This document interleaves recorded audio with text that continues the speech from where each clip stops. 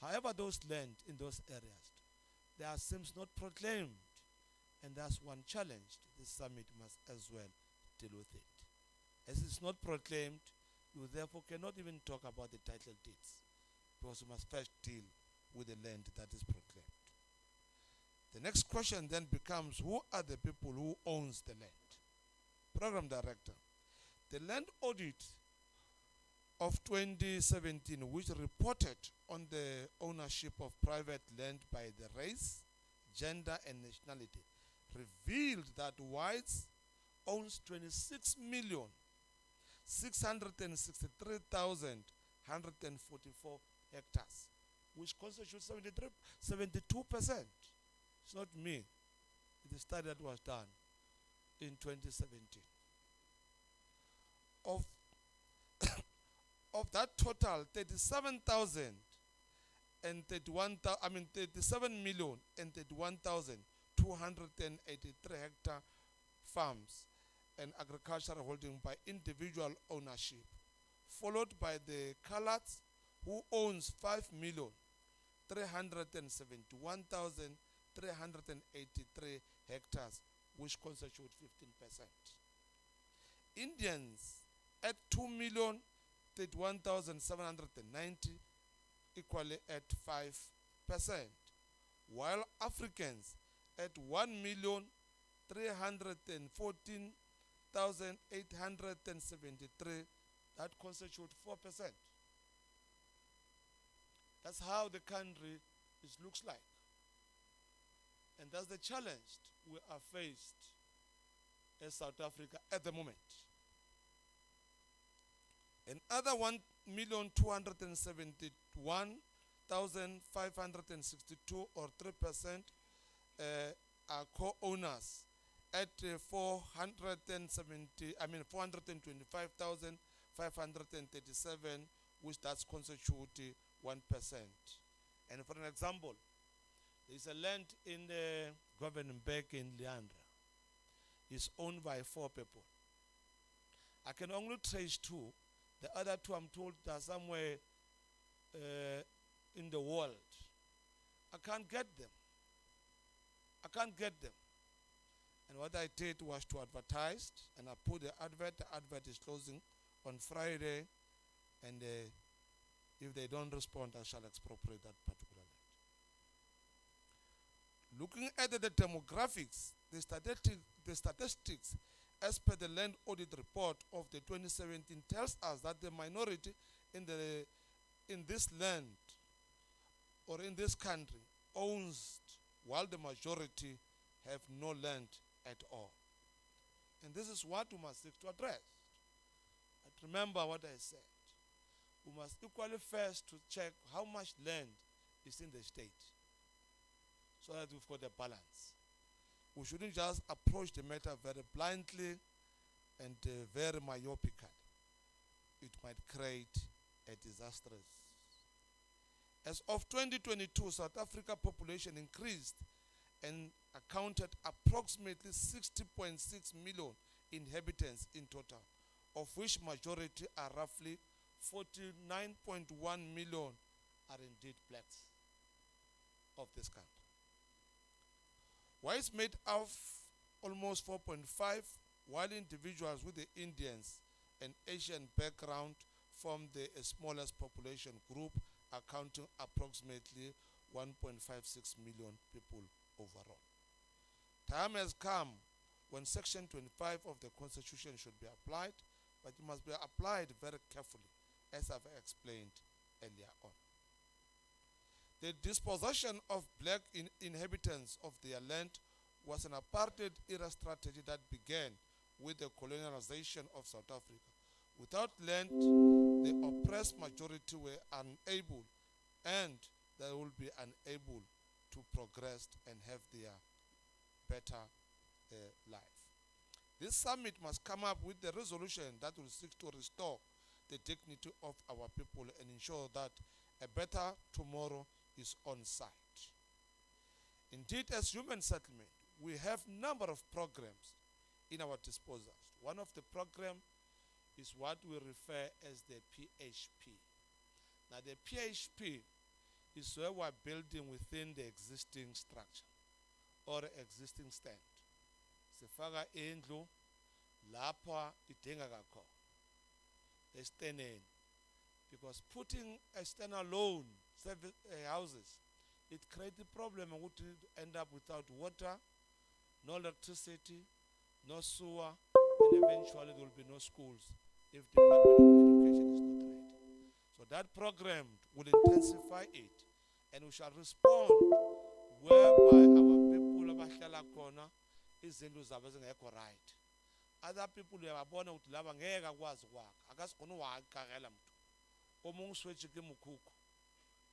Ana black ya umarana le stand.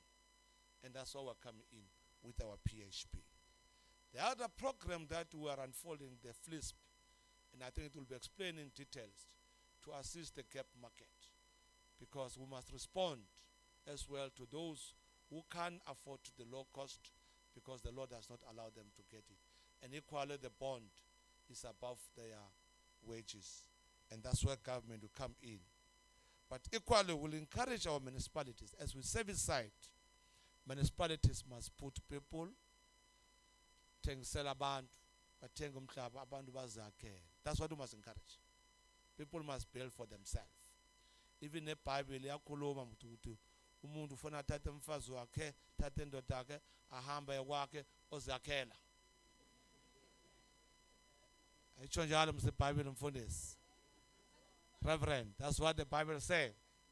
You know, a man must build a house for his family. So that not everybody, when I come in, they respect, I must get a house. Because many people, they toy, burning councillor's house. I asked them, what is the problem? He said, Ngapalesa indlu. It's very strong men. Yeah?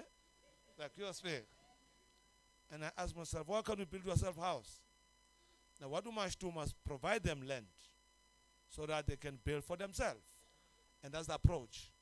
That we must service land, like we have done in Rondebosch, like we have done in Hendrina, and we're going to do in Malatlane and across. In Tembisile and Dr. Jess Moroka, we have just appointed a service provider to service the areas, Mayor, you have requested. Can assure you that we are starting with the process. But the difficulty is going to be the bulk. Land has been given. The difficulty is going to be the bulk. Now, as we do that, we are servicing the land that as well belongs to Makos. Now, at most of the time, people that are invading land are not given by Makos, are given by the bogus is in Dona. People who believe they are Makos. They are not.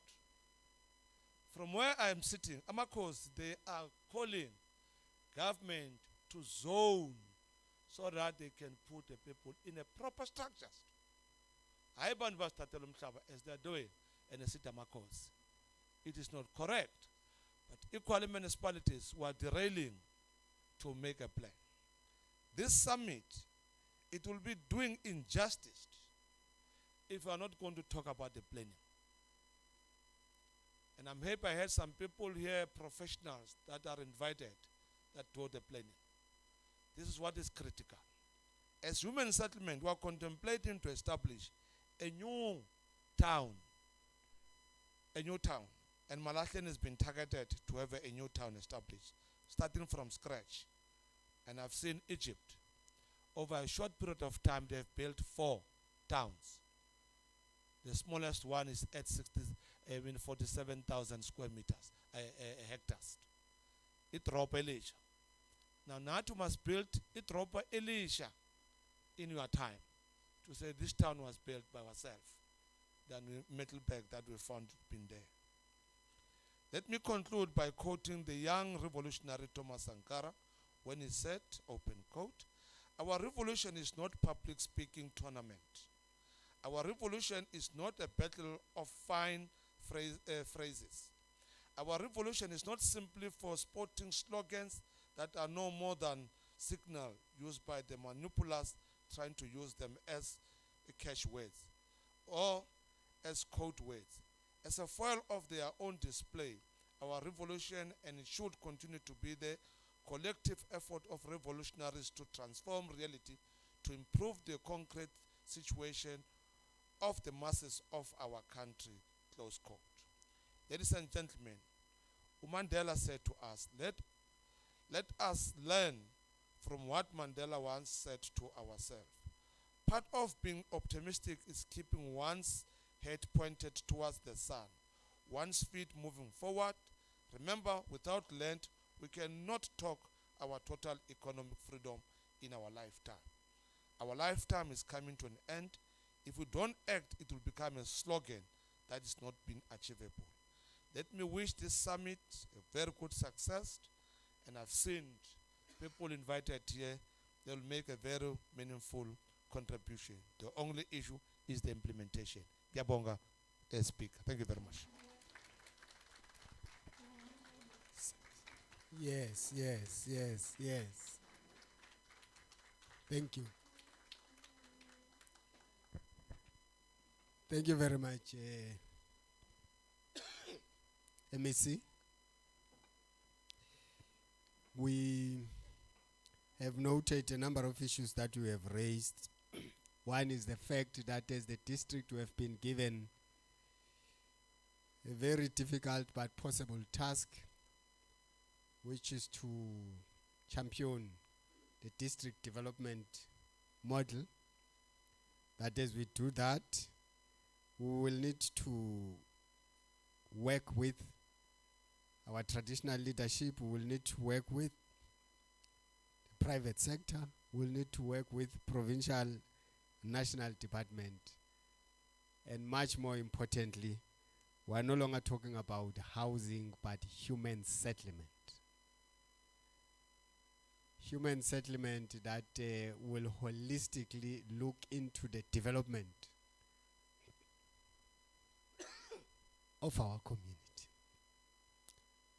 which will deal with recreational facilities, education, health, water, electricity, sanitation for our people to develop. Siyabonga. MEC, you raised an issue of planning. And I have said that ourselves is to make laws. But the laws, they must be enabling laws, they must be scientific, those laws, so that we can be able to develop. We are happy that we've got scholars here, we've got professionals, we've got planners who will assist us to move towards that particular direction. Without any waste of time, we'll request Mr. Manganyi, who is a municipal employee here in Nkangala, to come and render an item that deals with setting the tone and flagship program in Nkangala District Municipality. Babu Manganyi. Asimshayeleni izandla madoda.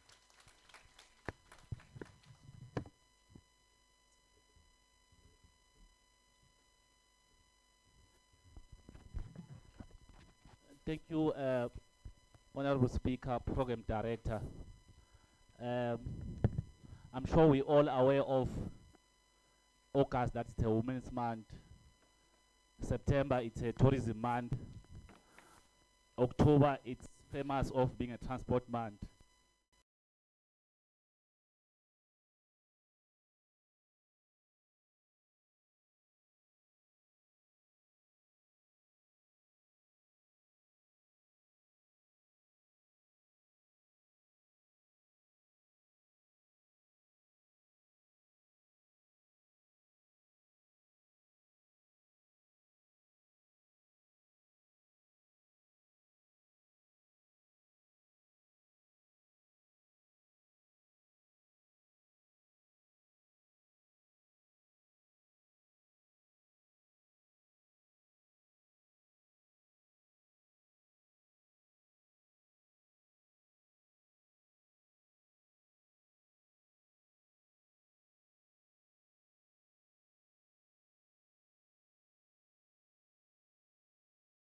To have to shape the future of our towns and cities.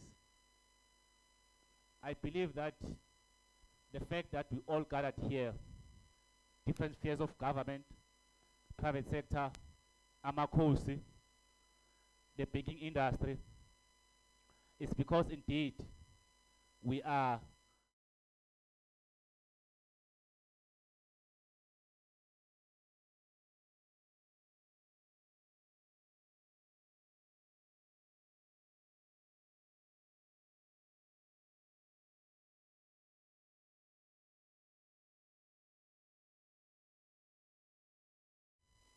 of our political will and objective.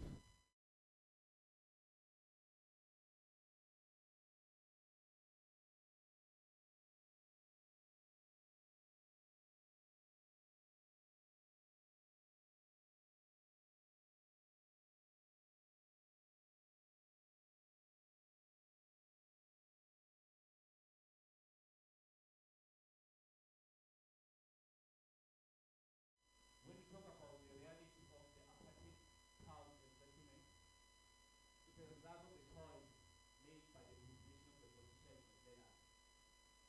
Now the question is that what is the full apartheid settlement and town will look like? Who will be the architect of those apartheid towns and settlements? I hope that as we engage, taking into account the reality that we are facing, we're able to answer those questions. I'll be presenting a presentation to talk about the reality. Madam Speaker, I want to say good morning to yourself, good morning to the Honorable MEC Mashilo, good morning to the Honorable Acting Executive Mayor, and all the talker of local municipalities, amakhosi, our stakeholders from private sector, officials from local municipalities, and sector department. My job is to give a reflection in terms of the Nkangala district context in issue related to housing.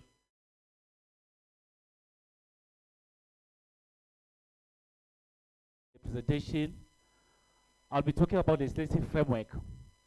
The Honorable MEC has covered me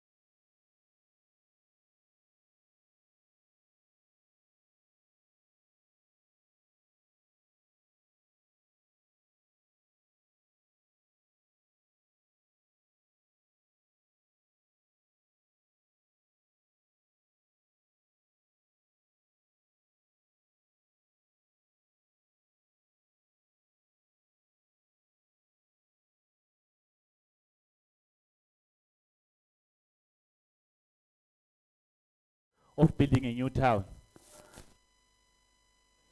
Uh, just to quote few of the sections from the Constitution. As you know that the Constitution is our supreme law of the country. Whatever that we do should get mandate from a legislation that should be found not in the Constitution.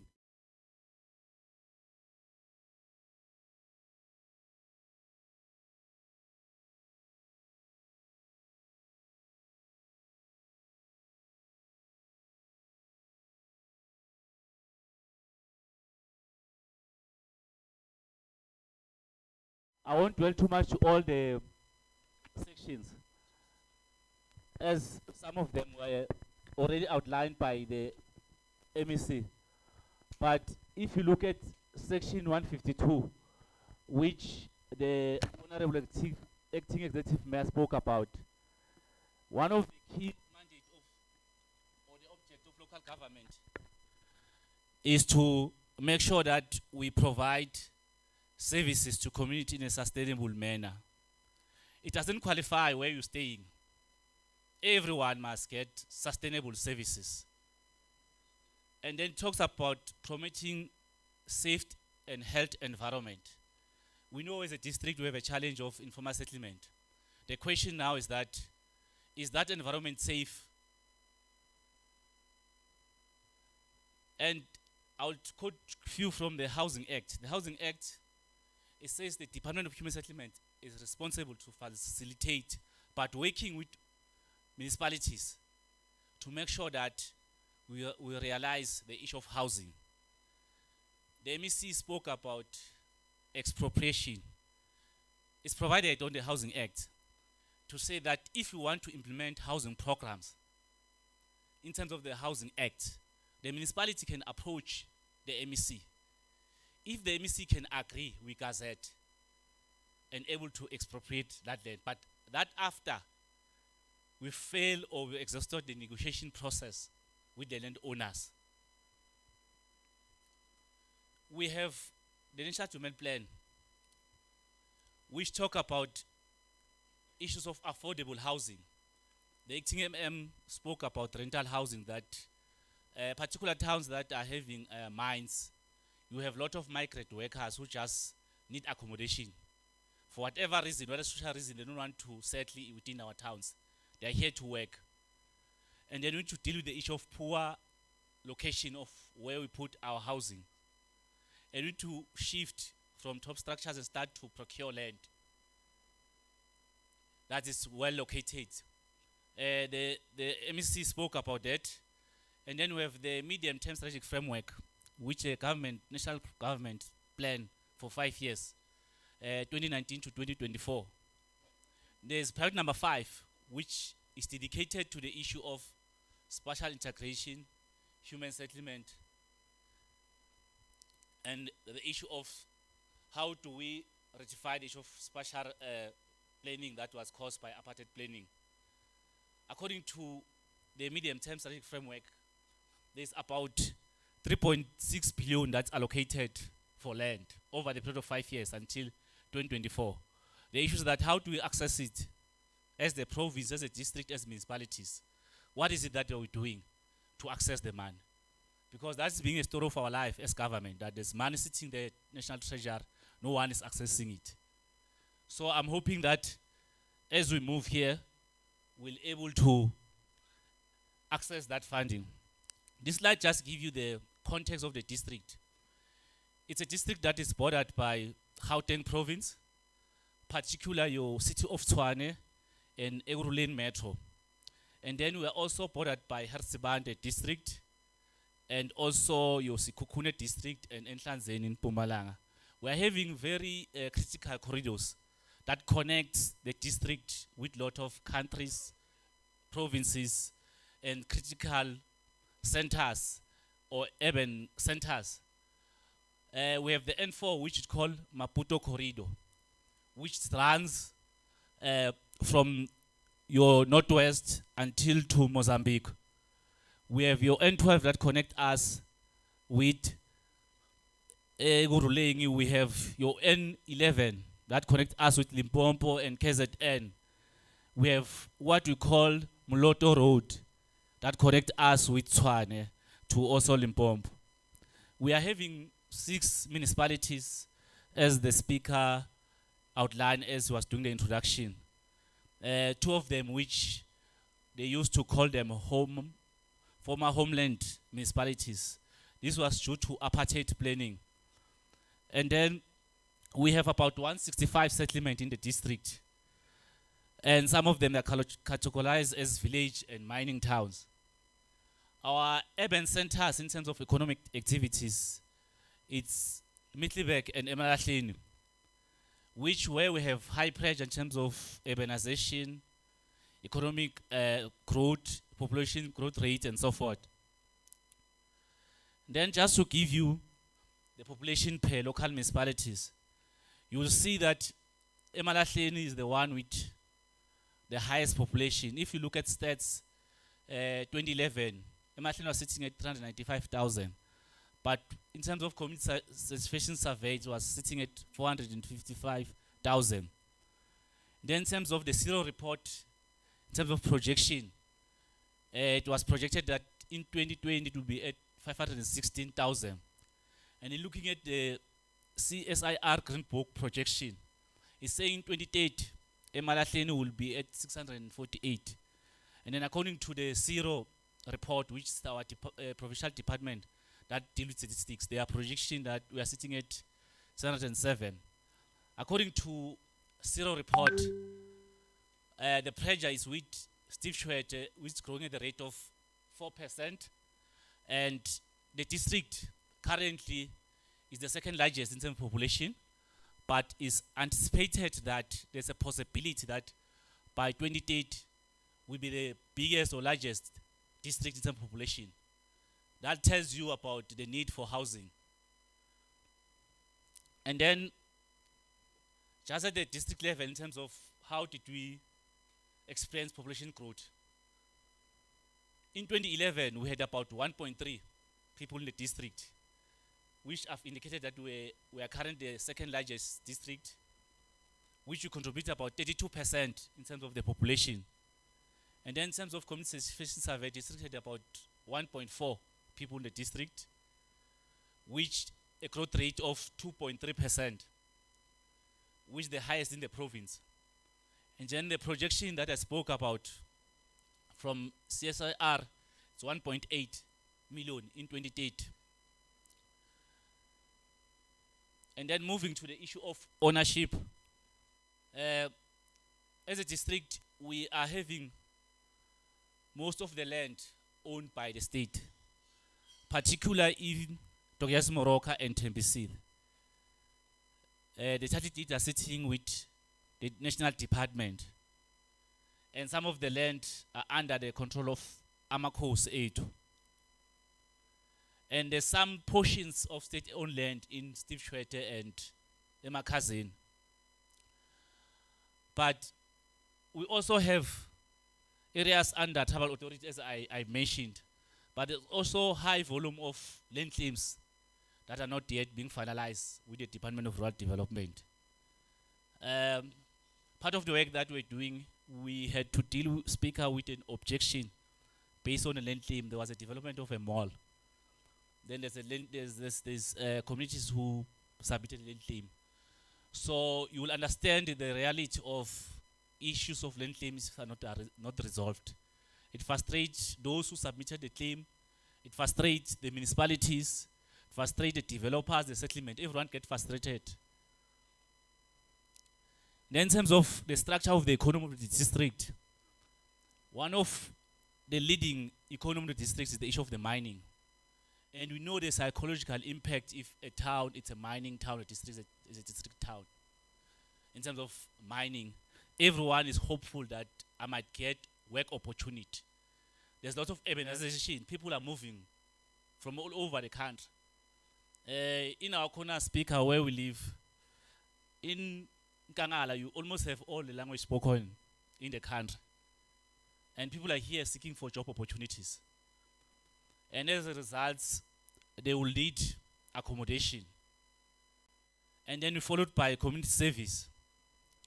Then if you look at terms of employment, trade is leading, but still we have mining. So that tells you that we need to be fast in terms of our planning for housing, whether we're doing rental stock, social housing, service stands, but we need to accommodate the different people that come to the district. This just gives you the performance of each local municipality in terms of their economy. You look at Emalahleni, is the one that there's a delay. Emalahleni is the one that have high contribution in terms of the economic activities, followed by Steve Tshwete. That again tells you that you're going to have a high pressure in terms of urbanization with these two municipalities. But not to say that you don't have a pressure with the rural municipality already, because of apartheid planning, there's already a pressure with those municipalities. As I present, you will see that the issue of ownership is one of the key issues that's affecting those two municipalities. And then in terms of labor market in the district, in terms of Zero, we had about 41.6 46.5% of unemployment rate. And we had about 47.6% of female who are unemployed.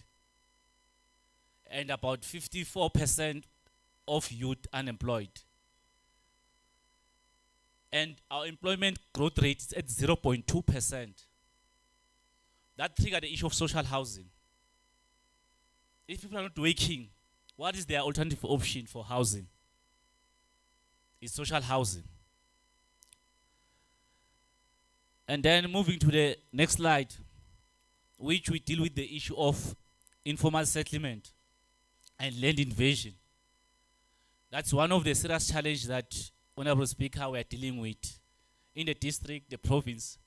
I'm aware that the province, through COCTA, they established a provincial structure that deal with land invasion, and also as district municipalities, we have that structure that deal with land invasion.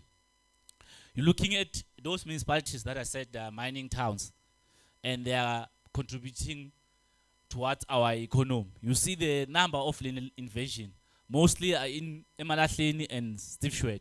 Emalahleni with about 30,000 cases or household in terms of land invasion. Steve following with about 15,000. And having the other municipalities also experiencing the issue of land invasion.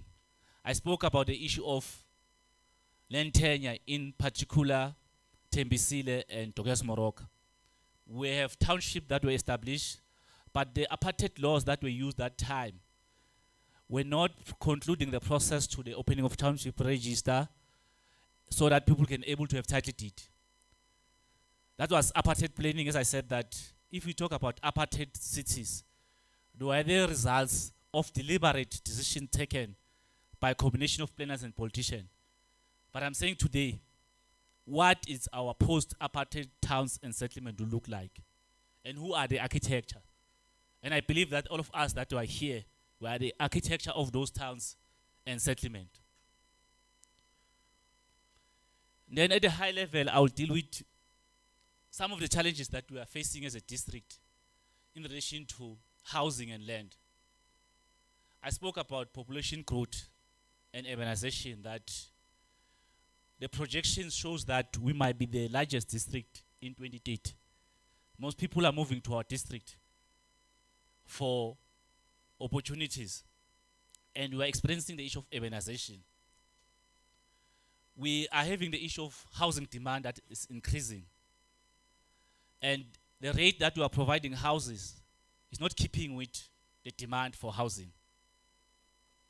We are experiencing high volume of mushrooming of informal settlement and the issue of land invasion, which currently we're not investing enough resources to deal with land invasion.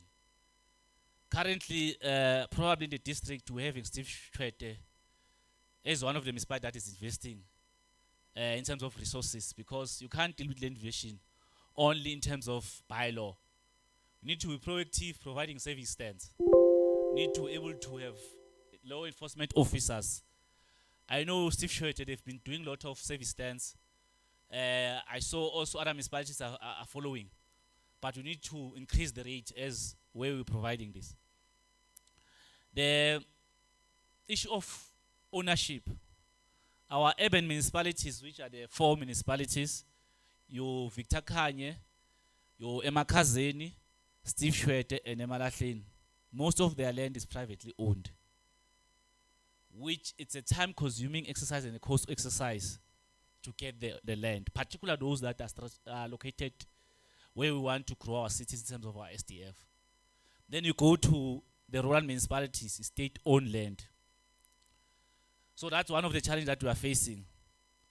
The MEC spoke about there will be a reticulation, a certain settlement in Morocco, but the problem will be bulk. That's a reality. Doesn't only affect our rural municipalities. I think